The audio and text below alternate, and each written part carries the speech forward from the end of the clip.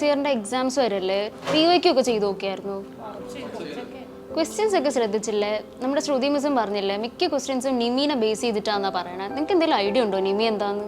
ഞാൻ ഇടയ്ക്ക് ടെലഗ്രാമിലൊക്കെ ഒരുപാട് സെർച്ച് ചെയ്തായിരുന്നു. അപ്പോൾ എല്ലാം നിമി എന്നുള്ള വരുന്നതല്ലാതെ നിമി എന്താണെന്നൊരു ഐഡിയയും ഇല്ല.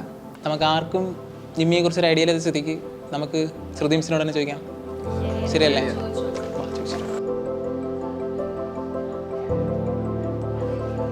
മിസ് ഞങ്ങൾക്കൊരു ഡൗട്ടുണ്ട്. പറഞ്ഞു. മിസ് ഞങ്ങൾക്ക് നിമി എന്താണെന്നും എങ്ങനെ പഠിക്കേണ്ടതെന്നൊന്ന് പറഞ്ഞുതരാമോ? അതിനെന്തായിരിക്കും എല്ലാവരും. ഈ നിമി എന്ന് പറഞ്ഞു കഴിഞ്ഞാൽ ഒരു 3rd ഗ്രേഡ് എക്സാമിന് വേണ്ടി, പ്രത്യേകിച്ച് ITA ലെവൽ, ഓവർസിയർ ലെവൽ എക്സാംസിന് വേണ്ടി പഠിക്കാനായിട്ടുള്ള ഒരു റെഫറൻസ് മെറ്റീരിയൽ ആണ്.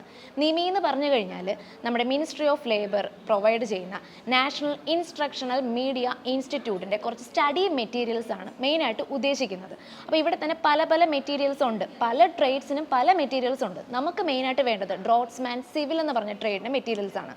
അപ്പോൾ ആ ഒരു മെറ്റീരിയലിനെ റെഫർ ചെയ്തിട്ടാണ് ഭൂരിഭാഗം, ഏകദേശം ഒരു 90% ക്വസ്റ്റ്യൻസും PSC ചോദിക്കുന്നത്.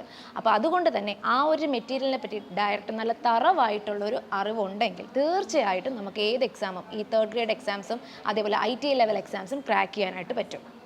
ഓക്കെ, ഇനി എങ്ങനെയാണ് ഈ മെറ്റീരിയൽസ് ഡൗൺലോഡ് ചെയ്യുന്നതിനെ പറ്റി മിക്കവർക്കും ഒരു ധാരണ കാണില്ല. നിമി എന്ന് എല്ലാവരും കേട്ടിട്ടുള്ളേ ഉള്ളൂ. നിങ്ങളിപ്പോൾ പറയുന്ന പോലെ തന്നെ എല്ലാവരും കേട്ടിട്ടുണ്ട് നിമി എന്താണെന്ന്. ആക്ച്വലി ഇതിനകത്ത് എങ്ങനെയാണ് നമ്മൾ ആ സ്റ്റഡി മെറ്റീരിയൽസ് ഡൗൺലോഡ് ചെയ്യേണ്ടതെന്നും പഠിക്കേണ്ട രീതികളും പ്രത്യേകം ഉണ്ട്. അപ്പോൾ അതെങ്ങനെയാണെന്ന് ഞാൻ പറഞ്ഞു തരാം.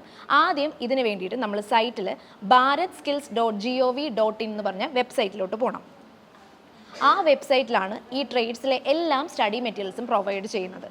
ഓക്കെ, bharatskills.gov.in എന്ന് പറഞ്ഞ സൈറ്റിലെ ഹോം പേജിൽ തന്നെ CTS എന്ന് പറഞ്ഞൊരു ഐക്കണുണ്ട്. CTSൽ പോകണം. CTSലോട്ട് പോകുമ്പോൾ പല ട്രേഡ്സും അവിടെ വരും. Electrician, fitter, electronics mechanic, computer operator, അങ്ങനെ പല ട്രേഡ്സും ഉണ്ട്. നമുക്ക് മെയിനായിട്ട് വേണ്ടത് ഡ്രോട്ട്സ്മാൻ സിവിൽ എന്ന് പറഞ്ഞ ട്രേഡാണ്. അപ്പോൾ നമ്മൾ ആ ഒരു ഐക്കൺ സെലക്ട് ചെയ്യുക, ഡ്രോട്ട്സ്മാൻ സിവിൽ. ഇനി അടുത്ത പേജിലോട്ട് പോകുമ്പോൾ പല ഐക്കൺസും കാണും. സ്റ്റഡി മെറ്റീരിയൽസ് ഉണ്ട്, എംപ്ലോയബിലിറ്റി സ്കിൽസ് ഉണ്ട്, ക്വസ്റ്റ്യൻ ബാങ്ക് ഉണ്ട്, മോക്ക് ടെസ്റ്റ് ഉണ്ട്, അങ്ങനെ പല മെറ്റീരിയൽസ് അവിടെ പ്രൊവൈഡ് ചെയ്യുന്നുണ്ട്. നമുക്ക് മെയിനായിട്ട് വേണ്ടത് സ്റ്റഡി മെറ്റീരിയലാണ്. അപ്പോൾ ആ സ്റ്റഡി മെറ്റീരിയൽ നോക്കുമ്പോൾ തന്നെ പ്രാക്ടിക്കൽസിനെ പറ്റിയ ഒരു സെക്ഷൻ ഉണ്ട്. നമുക്ക് പ്രാക്ടിക്കൽസ് വേണ്ട, പക്ക തിയറി മാത്രം മതി. അപ്പോൾ ട്രേഡ് തിയറി എന്ന് പറഞ്ഞൊരു സെക്ഷൻ വരും. ട്രേഡ് തിയറി നോക്കുമ്പോഴും നമ്മുടെ ഇംഗ്ലീഷ് മെറ്റീരിയൽ തന്നെ സെലക്ട് ചെയ്യാനായിട്ട് ശ്രദ്ധിക്കുക. കാര്യം എന്ന് വെച്ചാൽ അവിടെ തന്നെ ഹിന്ദി, തമിഴ്, മറാഠി അങ്ങനെ പല ലാംഗ്വേജിലുള്ള മെറ്റീരിയൽസ് കാണും. നമ്മൾ എടുക്കേണ്ടത് ഇംഗ്ലീഷ് മെറ്റീരിയൽസ് ആണ്. മെയിനായിട്ട് 4 മെറ്റീരിയൽസ് ആയിരിക്കും കൊടുക്കുന്നത്. First sem, second sem, third sem, fourth സെമ്മിന് വേണ്ടിയുള്ള മെറ്റീരിയൽസ് ആണ്. അപ്പോൾ ഓരോന്നായിട്ട് നമുക്ക് ഡൗൺലോഡ് ചെയ്തെടുക്കാം. ട്രേഡ് തിയറി ഫസ്റ്റ് ഇയറിൻ്റെ തന്നെ വോളിയം 1 എന്ന് പറയുന്നതായിരിക്കും ഫസ്റ്റ് സെമ്മിൽ വേണ്ടി വരുന്നത്. ആ മെറ്റീരിയൽ ഡൗൺലോഡ് ചെയ്യുക. അതിനുശേഷം സെക്കൻഡ് മെറ്റീരിയൽ ഡൗൺലോഡ് ചെയ്യുക. അതിനുശേഷം തേർഡ് 1, അതിനുശേഷം ഫോർത്ത് 1. ഇങ്ങനെയാണ് നമ്മൾ 4 മെറ്റീരിയൽസും ഡൗൺലോഡ് ചെയ്ത് എടുക്കുന്നത്. ഈ 4 മെറ്റീരിയൽസ് ആണ് മെയിനായിട്ട് നമുക്ക് എക്സാമിന് വേണ്ടത്. മിസ് ഒരു ഡൗട്ട് ചോദിച്ചോട്ടെ, ഈ ITA സർവേ കഴിഞ്ഞവർക്ക് സർവേ പറ്റി പഠിക്കാൻ എന്തെങ്കിലും എക്സ്ട്രാ മെറ്റീരിയൽസ് ഉണ്ടോ? ഉണ്ട്. അതായത് ഇപ്പോൾ ഓൾറെഡി നമ്മൾ ഡൗൺലോഡ് ചെയ്തിരിക്കുന്ന ഡ്രോട്ട്സ്മാൻ സിവിലിലെ ഈ 4 മെറ്റീരിയലും സർവേ ഉണ്ട്. ഇത് കൂടാതെ സർവേയർ ട്രേഡ് എന്ന് പറഞ്ഞിട്ട് നമുക്ക് ഈ നിമിയിലുണ്ട്. അതിനൊന്നും കൂടി നമ്മൾ ഹോം പേജിലോട്ട് പോവുക. ഹോം പേജിലോട്ട് പോയി നമ്മൾ ഈ നേരത്തെ പറഞ്ഞ പോലെ തന്നെ CTS എടുക്കുക. CTS എടുക്കുമ്പോൾ പല ട്രേഡ്സ് നേരത്തെ ഞാൻ പറഞ്ഞതുപോലെ ഉണ്ടല്ലോ, അതിൽ ഡ്രോട്ട്സ്മാൻ സിവിൽ മാത്രമേ നമ്മൾ എടുത്തുള്ളൂ. കുറച്ച് അങ്ങോട്ട് പോകുമ്പോഴത്തേനും നമുക്കൊരു സർവേയർ എന്ന് പറഞ്ഞൊരു ട്രേഡിൻ്റെ ഐക്കണും കൂടെ കാണാനായിട്ട് പറ്റും. ഈ സർവേയർ ട്രേഡിൽ എടുത്തതിന് ശേഷം ഈ നേരത്തെ പറഞ്ഞ പോലെ തന്നെ ട്രേഡ് ആ സ്റ്റഡി മെറ്റീരിയലിലോട്ട് പോയിട്ട് ട്രേഡ് തിയറി എന്ന് പറയുന്ന സെക്ഷനിൽ നമ്മുടെ ഇംഗ്ലീഷ് മെറ്റീരിയൽസ് നോക്കുമ്പോൾ കാണാനായിട്ട് പറ്റും സർവേയിങ്ങിന് എന്താണ് മെറ്റീരിയൽസ് എക്സ്ട്രാ ഉള്ളതെന്ന്. ആക്ച്വലി രണ്ടിലും സെയിം തന്നെ ആയിരിക്കും, പക്ഷെ കുറച്ചും കൂടി എക്സ്ട്രാ പോയിന്റ്സ് സർവേയെ പറ്റി നമുക്ക് ഇവിടുന്ന് കിട്ടാൻ ചാൻസ് ഉണ്ട്. ഇങ്ങനെയാണ് നമ്മൾ മെറ്റീരിയൽസ് ഡൗൺലോഡ് ചെയ്യേണ്ടത്. ഇപ്പോൾ ക്ലിയർ ആയോ എങ്ങനെയാണ് ഡൗൺലോഡ് ചെയ്യുന്നതെന്നുള്ളത്? ഓക്കെ, അപ്പോൾ എങ്ങനെയാണ് മെറ്റീരിയൽസ് ഡൗൺലോഡ് ചെയ്തതെന്ന് മനസ്സിലായില്ലേ? ഇനി ജസ്റ്റ് ഡൗൺലോഡ് ചെയ്തിട്ടിട്ട് മാത്രം കാര്യമില്ല. എപ്പോഴും നമ്മുടെ ഒരു മൊബൈലിലോ ലാപ്പിലോ ഒക്കെ മെറ്റീരിയൽസ് ഡൗൺലോഡ് ചെയ്ത് കിടന്നു കഴിഞ്ഞാലും പഠിക്കാൻ കുറച്ച് ഡിഫിക്കൽട്ടായിരിക്കും. കാര്യം വെച്ചാൽ നമുക്ക് എളുപ്പത്തിന് ഹൈലൈറ്റ് ചെയ്തോ നോട്ട് ചെയ്ത് പോകാനായിട്ട് കുറച്ച് ബുദ്ധിമുട്ടുണ്ടായിരിക്കും. ഞാൻ എപ്പോഴും സജസ്റ്റ് ചെയ്യുന്നത് വെച്ചാൽ ഇതുപോലെ പ്രിൻ്റ് ഔട്ട് എടുത്ത് വയ്ക്കുക എന്നുള്ളതാണ്. ഇത് കൂടാതെ നിമി മെറ്റീരിയൽസ് ബുക്കായിട്ട് തന്നെ നമുക്ക് പല ഓൺലൈൻ സൈറ്റിലും അവൈലബിൾ ആയിരിക്കും. പർച്ചേസ് ചെയ്താലും മതി. ഓക്കെ, അപ്പോൾ നമുക്ക് PDF എല്ലാമായി പഠിക്കാനുള്ള മെറ്റീരിയൽസ് സകലതും നമ്മുടെ കയ്യിലെത്തി കഴിഞ്ഞു. ഇനി നമ്മൾ അറിയേണ്ടത് എന്താണ് പഠിക്കേണ്ടത്. ഓരോ എക്സാം അപ്രോച്ച് ചെയ്യുമ്പോഴും നമ്മൾ മെയിനായിട്ട് ശ്രദ്ധിക്കേണ്ട കാര്യം അതിൻ്റെ സിലബസ് മനസ്സിലാക്കുക എന്നുള്ളതാണ്. എസ്പെഷ്യലി നമ്മുടെ ഒരു ITA ലെവൽ എക്സാമിനൊക്കെ ആണെങ്കിൽ സ്ഥിരമായിട്ട് PSC പബ്ലിഷ് ചെയ്യുന്ന ഒരു സിലബസ് ഉണ്ട്. ഒരു എക്സ്പെക്റ്റഡ് സിലബസ് ആയിട്ട് നമുക്ക് ഈ താഴെ കാണിക്കുന്ന സിലബസ് നമുക്ക് എടുക്കാനായിട്ട് പറ്റും.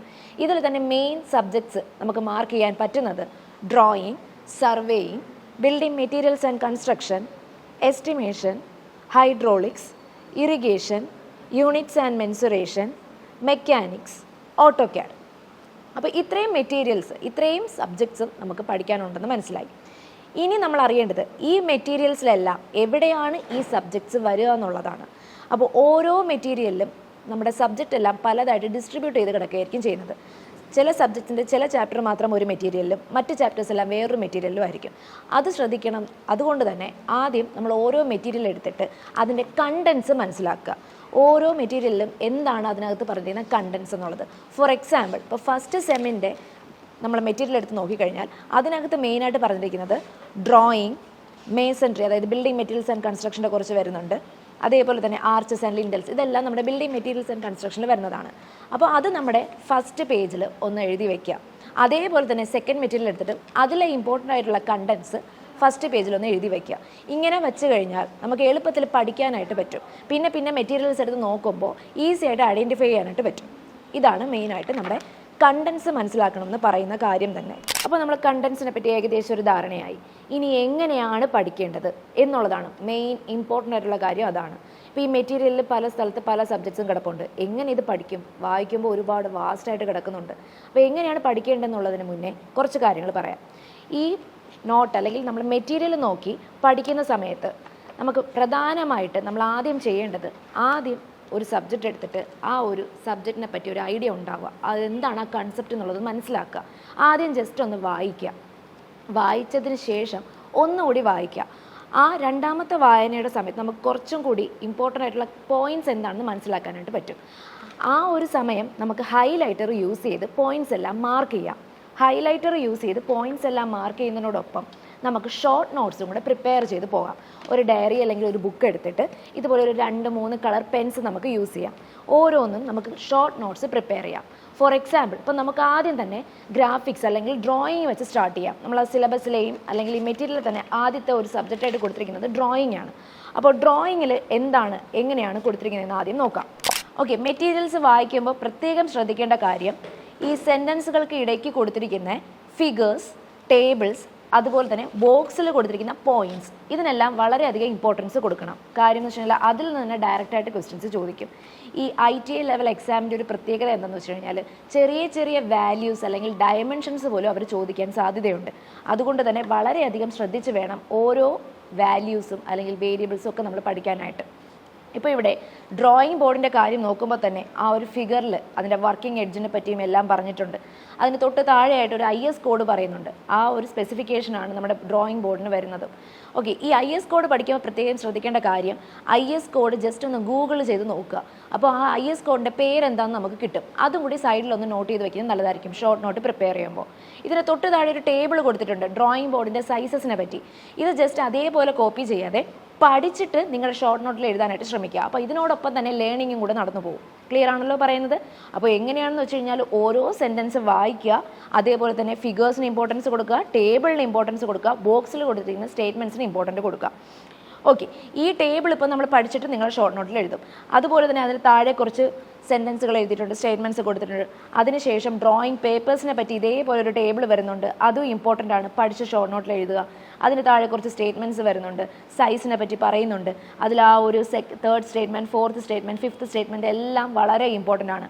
ആ ഒരു fourth statement, the width to length ratio of drawing sheet is 1:√2, ഇതൊക്കെ സ്ഥിരമായിട്ട് ചോദിക്കുന്ന ക്വസ്റ്റ്യൻ ആണ്. അപ്പോൾ ഓരോ സെൻറ്റൻസുകളുടെ ഇടയിലും ക്വസ്റ്റ്യൻസ് കാണും. അതുപോലെ തന്നെ അടുത്തത് T² ആണ്. T²ലാണെങ്കിലും താഴെ പ്രത്യേകം എടുത്ത് പറഞ്ഞിട്ടുണ്ട്, it consist of 2 parts, a long strip called blade and a short strip called head or stock.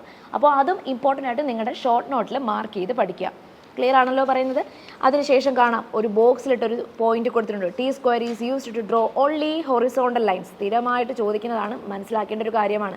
അപ്പോൾ ഇതുപോലെയുള്ള നിങ്ങൾക്ക് കാര്യം മനസ്സിലായിട്ട് വേണം പഠിക്കാനായിട്ട്. ഓരോന്നും വായിക്കുമ്പോൾ തന്നെ എടുത്തെടുത്ത് പറയുന്ന പോയിന്റ്സ് ഷോർട്ട് നോട്ടിൽ എഴുതി പോയിക്കൊണ്ടേയിരിക്കുക. ഷോർട്ട് നോട്ട് എന്ന് പറഞ്ഞാൽ വലിയൊരു നോട്ടല്ല, നിങ്ങൾക്ക് മനസ്സിലാവുന്ന കാര്യങ്ങൾ വളരെ ചെറിയ രീതിയിൽ മനസ്സിലാകേണ്ട രീതിയിൽ ഒന്ന് വായിക്കുമ്പോൾ തന്നെ ഒന്ന് ക്ലിക്ക് ചെയ്യേണ്ട ഭാഗത്തിൽ എഴുതിയിരുന്നാൽ മതി ഷോർട്ട് നോട്ടിൽ. ഓക്കെ, അപ്പോൾ ഇത്രയാണ് മെയിനായിട്ട് പഠിക്കേണ്ട രീതി എന്ന് പറയുന്നത്. ഇതിപ്പോൾ ഗ്രാഫിക്സ് ആണ്. ഇതുപോലെ തന്നെ സർവേയിങ് എടുക്കുകയാണെങ്കിലും അവിടെയും നമ്മൾ സർവേയെ പറ്റി ഇപ്പം നമ്മൾ പറയുകയാണെങ്കിൽ ഈ ഒരു മെറ്റീരിയൽ തന്നെ നമ്മൾ ഈ ആദ്യം എടുത്തിരിക്കുന്ന 4 മെറ്റീരിയൽ തന്നെ സർവേയിങ് വരുന്നുണ്ട്. ഇത് കൂടാതെ നിങ്ങൾ ആദ്യമേ ഡൗട്ട് ചോദിച്ചല്ലോ, അതുപോലെ ITI സർവേയിങ്ങിന് വേണ്ടിയിട്ട് 2 മെറ്റീരിയൽ ഉണ്ടെന്ന് പറഞ്ഞില്ലേ, അതിലും സർവേയിങ്ങിനെ പറ്റി കുറച്ചുകൂടി വാസ്റ്റ് ആയിട്ട് കൊടുത്തിട്ടുണ്ട്. അവിടെ നോക്കുമ്പോൾ നമുക്ക് ഒരുപാട് സർവേയിങ്ങിന് ഇൻട്രൊഡക്ഷനും ഇൻസ്ട്രുമെൻസും എല്ലാം കാണും. അവിടെ എല്ലാം ഈ റേഞ്ചിങ് റോഡ്, റേഞ്ചിങ് പോള് അതൊക്കെ നോക്കുമ്പോൾ താഴെ പ്രത്യേകം പറഞ്ഞിട്ടുണ്ട് അതിൻ്റെ ഡയമെൻഷൻസ്, ലെങ്ത് ഇത്രയാണ്, അതിൻ്റെ ക്രോസ് സെക്ഷൻ ഇത്രയാണ്, ഇങ്ങനെയുള്ള കാര്യങ്ങളൊക്കെ വളരെ ഇമ്പോർട്ടൻ്റ് ആണ്. ഡയമെൻഷൻസ് വളരെ ഇമ്പോർട്ടൻ്റ് ആയിട്ട് പഠിക്കണം, ഇതെല്ലാം ഇമ്പോർട്ടൻ്റ് ആണ്. അതേപോലെ ബിൽഡിംഗ് മെറ്റീരിയൽസ് നോക്കുകയാണെങ്കിൽ നമ്മുടെ സിമെൻറ്റിൻ്റെ റോട്ടറിക്കിൽ അവിടെ എല്ലാം ഡയമെൻഷൻസ് ഒക്കെ എടുത്ത് പറയുന്നുണ്ട്. അപ്പോൾ എവിടെയൊക്കെയാണോ ഈ ഡയമെൻഷൻസ് എല്ലാം പറയുന്നത് അതെല്ലാം ഇമ്പോർട്ടൻ്റ് ആണ്. അതുപോലെ തന്നെ ടെമ്പറേച്ചേഴ്സ് പറയുന്ന സ്ഥലങ്ങളും ശ്രദ്ധിച്ച് വായിക്കുക. ഒരു മെറ്റീരിയൽ വായിക്കുമ്പോൾ തന്നെ നിങ്ങൾക്കത് മനസ്സിലാവും. ഇത് സിമ്പിൾ ഇംഗ്ലീഷിലാണ് കൊടുത്തിരിക്കുന്നത്, ഒന്ന് വായിച്ചു കഴിഞ്ഞാൽ തന്നെ മനസ്സിലാവുന്ന കാര്യങ്ങളേ ഉള്ളൂ. ഈ കഴിഞ്ഞ 2023 July 14 3rd grade PWD bar irrigation exam, അതായത് 696/2022 കാറ്റഗറി നമ്പറായി നടന്ന എക്സാമിന് ചോദിച്ചിരുന്ന റെയിൽവേയിൽ നിന്നുള്ളൊരു ക്വസ്റ്റ്യനാണ് ഈ കാണിക്കുന്നത്. ഇവിടെ ചോദിച്ചിരിക്കുന്നത് ഫ്ലാറ്റ് ഫുട്ടഡ് റെയിലിൻ്റെ ടോപ്പ് ഹെഡിൻ്റെ ആ ഒരു ടോപ്പ് തിക്നെസ് ആണ് ചോദിച്ചിരിക്കുന്നത്, അല്ലെങ്കിൽ ആ ഒരു വിഡ്ത്താണ് ചോദിച്ചിരിക്കുന്നത്. ഓക്കെ, അപ്പോൾ ഇത് എങ്ങനെയാണെന്ന് വെച്ച് കഴിഞ്ഞാൽ ഇപ്പോൾ നമുക്ക് പൊതുവേ 3 റെയിൽ സെക്ഷൻസ് ഉണ്ട് പഠിക്കാനായിട്ട്. ഈ ഒരു മെറ്റീരിയലിൽ കറക്റ്റായിട്ട് പറയുന്നുണ്ട് 3 ടൈപ്പ് ഓഫ് റെയിൽ സെക്ഷൻ്റെയും ഡയമെൻഷൻസും എല്ലാം പറയുന്നുണ്ട്. അപ്പോൾ ഇത് ഓരോന്നും പഠിക്കാനായിട്ട് കുറച്ച് പ്രയാസമായിരിക്കും. അപ്പോൾ നിങ്ങൾ ചെയ്യേണ്ടത് ഷോർട്ട് നോട്ട് പ്രിപ്പയർ ചെയ്യുമ്പോൾ 3 കൂടി കമ്പയർ ചെയ്ത് എഴുതുക. അതായത് ഡബിൾ ഹെഡഡ് ആണെങ്കിലും ബുൾ ഹെഡഡ് ആണെങ്കിലും ഫ്ലാറ്റ് ഫുട്ടഡ് റെയിൽ ആണെങ്കിലും 3 കൂടെ കമ്പയർ ചെയ്തിട്ട് അവരുടെ എല്ലാം ഡയമെൻഷൻസ് നോട്ട് ചെയ്യാം. ഷോർട്ട് നോട്ടിൽ ഇങ്ങനെ എഴുതി പഠിച്ചു കഴിഞ്ഞാൽ പഠിക്കാൻ കുറച്ചും കൂടി ഈസി ആയിരിക്കും. ഇങ്ങനെ പഠിച്ചു കഴിഞ്ഞാൽ ഈസി ആയിട്ട് നമുക്ക് ആ ക്വസ്റ്റ്യൻസ് അറ്റൻഡ് ചെയ്യാനായിട്ടും പറ്റും. ഇതിപ്പോൾ റെയിൽവേയുടെ കേസാണ്. ഇതുപോലെ തന്നെ ഇപ്പം ഈ നടന്ന എക്സാമിന് ചോദിച്ചിരുന്ന ബിൽഡിംഗ് കൺസ്ട്രക്ഷൻ എന്നൊരു ക്വസ്റ്റ്യൻ ഉണ്ടായിരുന്നു. ആർച്ചസിനെ ബേസ് ചെയ്ത് ഒരു 4 സെൻറ്റേഡ് ആർച്ചിൻ്റെ എക്സാമ്പിൾ എന്താണെന്നുള്ളത് അതും നമ്മുടെ മെറ്റീരിയലിൽ എടുത്ത് കാണിക്കുന്നുണ്ട്. അപ്പോൾ ആ ഓരോന്നും നമ്മുടെ മെറ്റീരിയലിൽ എടുത്തെടുത്ത് പറയുന്ന കാര്യങ്ങൾ തന്നെയാണ് ഡയറക്റ്റായിട്ട് ആ PSC ക്വസ്റ്റ്യനിൽ ചോദിച്ചിരിക്കുന്നത്. ഇതേപോലെ തന്നെ ബിൽഡിംഗ് മെറ്റീരിയൽസ് എന്ന് വന്നൊരു ക്വസ്റ്റ്യൻ ആയിരുന്നു ഇത്. ഇപ്പോൾ ബിസ്ക്യൂട്ടിംഗ് എന്നൊക്കെ പറഞ്ഞൊരു ടൈം പുതിയതായിട്ട് കേട്ടിട്ടുള്ളതാണ്. അപ്പോൾ ടെറാക്കോട്ടയുടെ തന്നെ ഒരു പോളിഷ്ഡ് ടെറാക്കോട്ടയുടെ മാനുഫാക്ചറിങ് പ്രോസസ്സായിട്ട് പറയുന്നതാണ് ബിസ്ക്യൂട്ടിംഗ് എന്ന് പറയുന്ന പ്രോസസ്സ്. അപ്പോൾ ഇതും നമ്മുടെ മെറ്റീരിയലിൽ എടുത്ത് പറയുന്നുണ്ട്. അവിടെ ടെമ്പറേച്ചറൊക്കെ എടുത്ത് പറയുന്നുണ്ട്. ഈ ടെമ്പറേച്ചേഴ്സൊക്കെ മസ്റ്റായിട്ട് പഠിക്കേണ്ടതാണ്. ഇനി വരുന്ന എക്സാംസിനാണെങ്കിൽ പോലും ചോദിക്കുന്നതാണ്. അപ്പോൾ ഇതെല്ലാം പറയുന്ന കാര്യം എന്താണെന്ന് വെച്ച് കഴിഞ്ഞാൽ എവിടെയാണോ മൈന്യൂട്ടായിട്ട് കിടക്കുന്ന സംഭവങ്ങൾ വരെ PSC എടുത്ത് നമ്മുടെ എക്സാമിന് ചോദിക്കുന്നുണ്ട് ഈ നിമിയുടെ മെറ്റീരിയലിൽ. അതിന് ഏറ്റവും വലിയൊരു ഉദാഹരണം എന്താണെന്ന് വെച്ച് കഴിഞ്ഞാൽ ഇറിഗേഷനിൽ ഒരു വർക്ക് സൂപ്രണ്ടൻ്റ് പത്തനംതിട്ട ഡിസ്ട്രിക്റ്റിൽ നടന്ന ഒരു എക്സാമിൻ്റെ ഇറിഗേഷനിൽ വന്നൊരു ക്വസ്റ്റ്യൻ ആയിരുന്നു. അടുപ്പിച്ചൊരു 3 ക്വസ്റ്റ്യൻ ചോദിച്ചതും ഒരേ പാരഗ്രാഫിൽ നിന്നാണ്. അതാണ് ഈ കാണിച്ചിരിക്കുന്നത്. അതായത് ഒരു ഗ്രാവിറ്റി ഡാമിനെ പറ്റി ഒരു എക്സ്പ്ലനേഷനാണ് ഈ പറഞ്ഞിരിക്കുന്നത്.